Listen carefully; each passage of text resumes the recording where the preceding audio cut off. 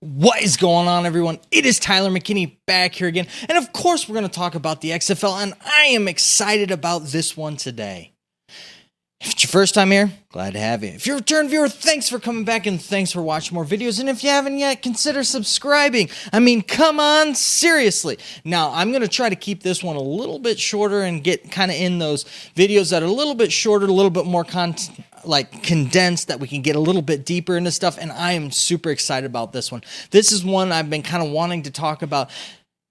And I've been waiting for the XFL to kind of be officially sold and getting ready to talk about, everything shaping around what's going to be coming, forth with the XFL and, rebooting 2.1, 3.0, whatever you want to call it. I want to talk about the head coaches. This is where I really believe that the product on the field was just spectacular, and the XFL did it right where the AAF did it wrong. The AAF did not have enough time to put stuff together, and they didn't really go out and pick they picked guys with good reputations and that, but they really didn't go out there and really kind of examine what's going on and examine the type of football that they wanted and what they wanted to bring in and bring in the guys to do that. The XFL went the extra mile, and a lot of that, thanks to really Oliver Luck going out there getting reputations. Bob Stoops was another big part of putting all of that stuff together. So my hat goes off to those guys for doing all of this. But in this video, we're going to talk about the guys that I think need to come back and the guys I think that they need to let go. So let's start off first with the guys that won't be coming back. And right now we know there's at least one guy that will not be coming back. Right now, Pep Hamilton has taken a job. He is going to be coaching over with the Los Angeles Chargers. He's going to be their quarterbacks coach over there. So wish him good luck over there. And so there's definitely going to be one coaching spot to fill. Now, today I'm not going to be talking about any of the coaches that I think need to be filling these spots, who the guys they need to be going after.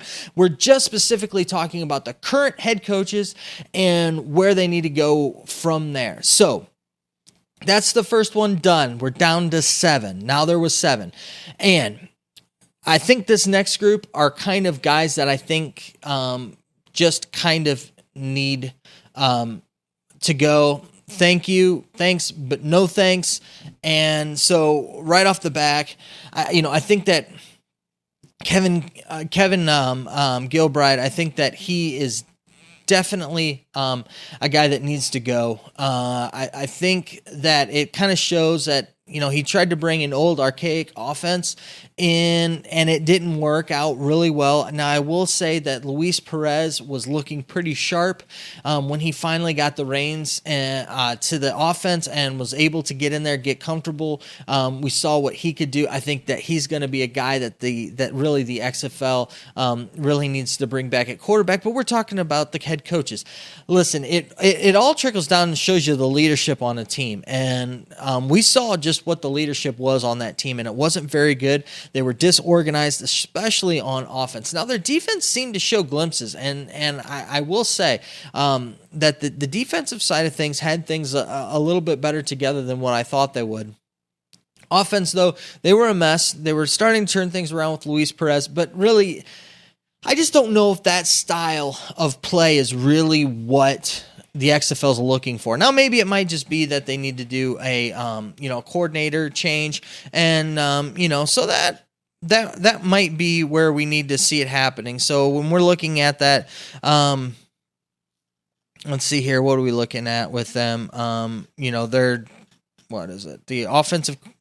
Well, it looks like he was. I can't remember who the guy was.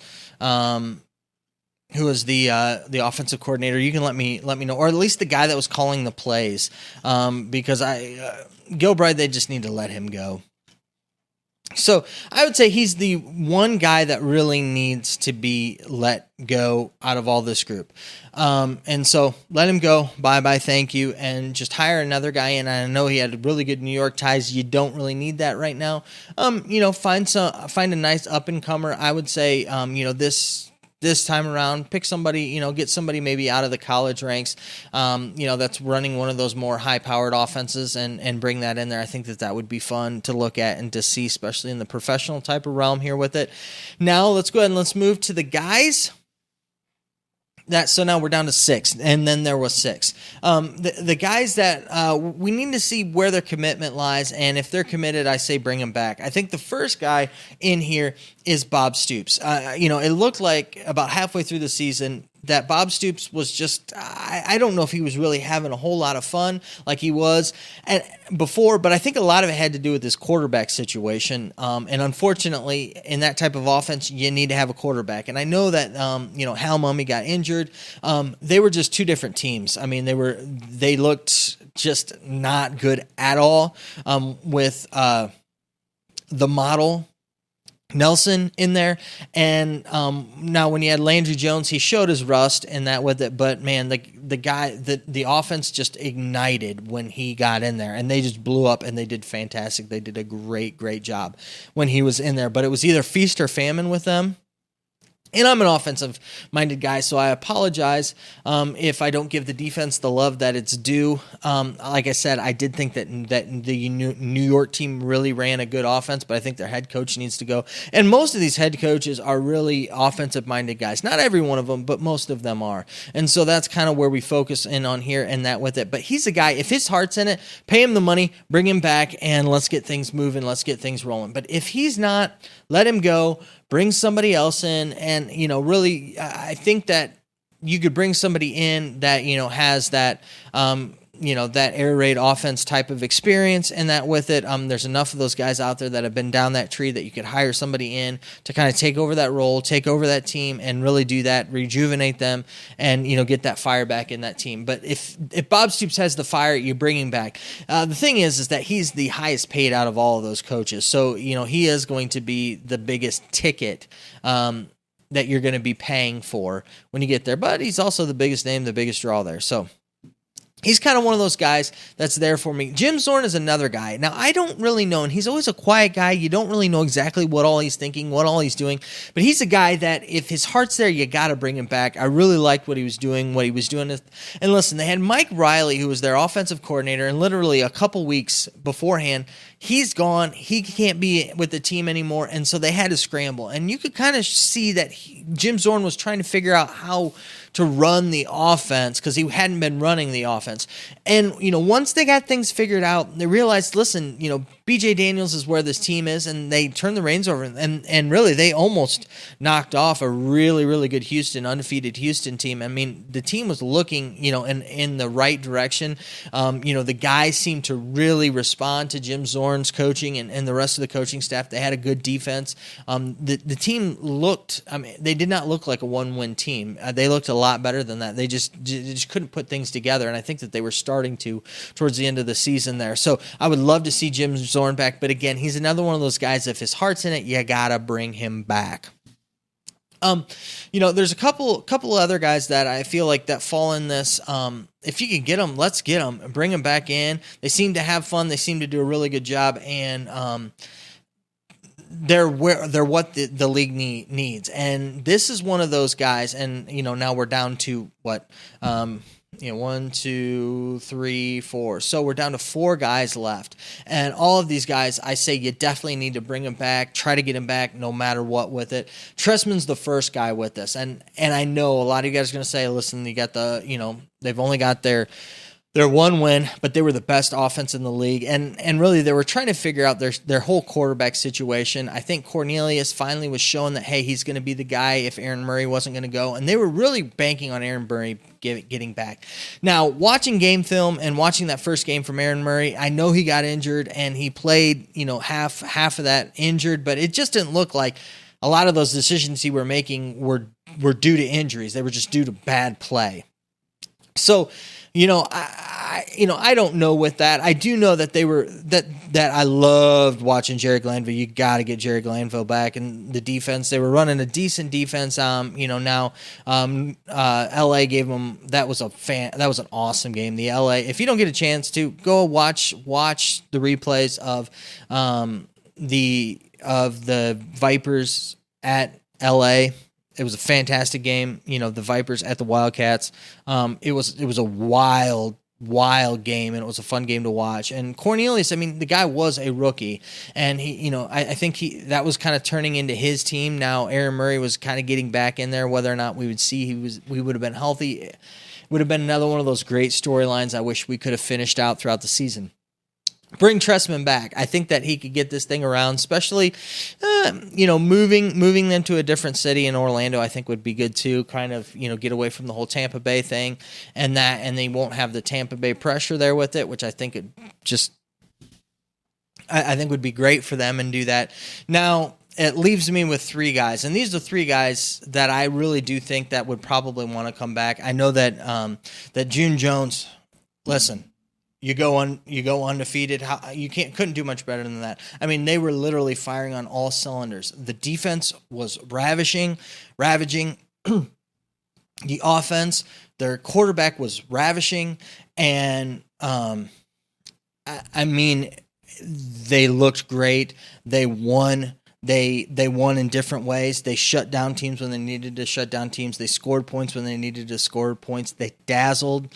It was truly a really fun team to watch, and he put together a really, really good team. And again, it's one of those things where the run and shoot offense is always looked down upon as one of those, it doesn't work in the pros, and it worked really fantastic for them. It looked great. It was a great pace, especially for the XFL style of football, that faster paced style of football. I thought it was fantastic. I loved every minute of it. You need to bring him back, set him up, get him back in there, pay him his money, get him back.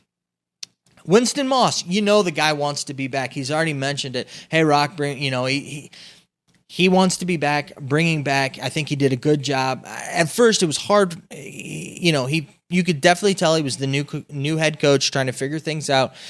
By game 3, he kind of had things figured out, and he had this team on the way up. It was really looking good, especially when they got Josh Johnson back, Norm Chow. They really started to click as a team. Now, Winston Moss is one of the few guys on this thing that is a defensive-minded guy. Ran a really good defense.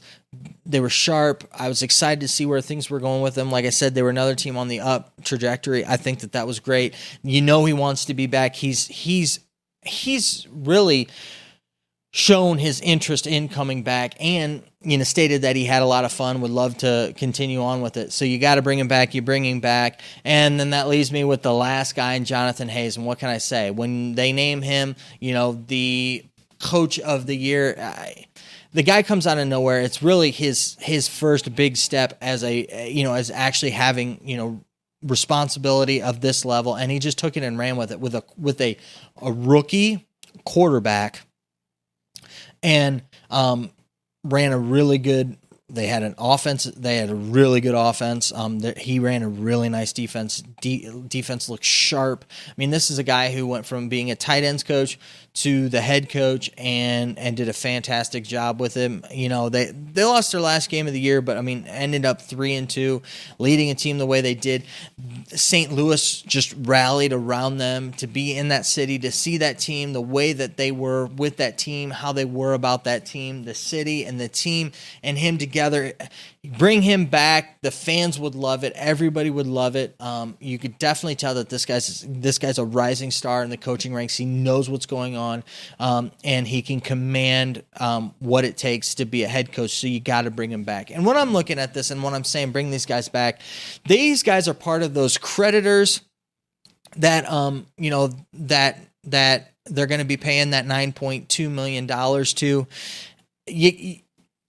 The guys that I'm saying bring back, what you do is you just honor the contracts, you bring them back and try to see if you can get more out of them. You pay them their money. I know that it's more money, but really in the end, the most you're paying is $25 million. That's if you bring everybody back and honor all of those stadium contracts. So you're really not paying all that much if you bring the guys back. And remember, there's going to be a couple guys that you're probably not going to bring back that you're going to have to replace, and we'll talk about them in another video. But in this video, I just wanted to go through and just put my opinion out there, really, about 4 or 5 of the guys I am excited about bringing back. I would love to see their teams go again. I would love to see them coach again. The magic that was there. And listen, every one of these guys have really said that they had a really good experience with the XFL. They enjoyed coaching the XFL. And that speaks volumes that this was a good experience for them, and that hopefully that they can continue to build on that for next year and bring in these coaches, bring these guys back, especially if they've kind of got their staffs all together. Right now, we don't have a whole lot of football going on, and I don't see there going to be a lot of moving and shaking to where a lot of these guys are still available. So bring your coaching staffs back. Pay the guy the money, get them back, get things back in place. And two, the nice thing is that if you do that, it makes it a whole lot easier for you to reinstill your programs, reinstill the stuff, and to do that. So it only makes sense with that. But those are my thoughts. I probably ran a little bit longer than probably what I should, but I was just excited about this, to talk about these coaches, these head coaches, and bringing them back, because it is exciting. And I think that the guys did a good job, and I just was really looking forward to talking about the head coaches. So now the question is, what do you think? I would love to know down in the comments section. Let's continue the conversation down there. All right, guys, stay safe out there and keep up the hope. Have a good night. Bye.